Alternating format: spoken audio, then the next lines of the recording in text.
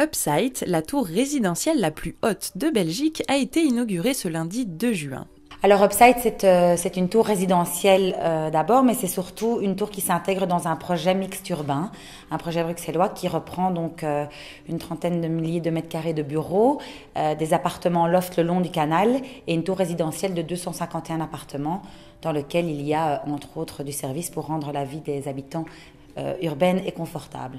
Située le long du canal en face du site de Tour et Taxi, la tour fait 140 mètres de haut et compte 251 appartements répartis sur 41 étages.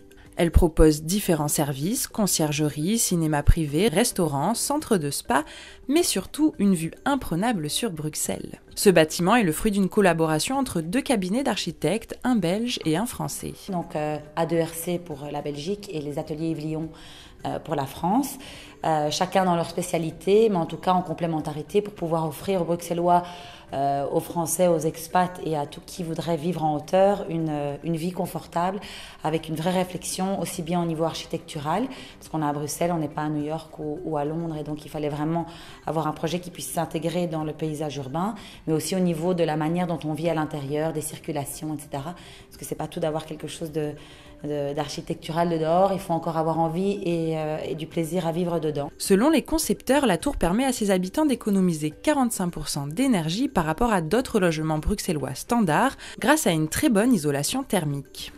Pour ce qui est des prix, le mètre carré coûte en moyenne 3 500 €, prix qui varie bien sûr en fonction de la hauteur et de la vue.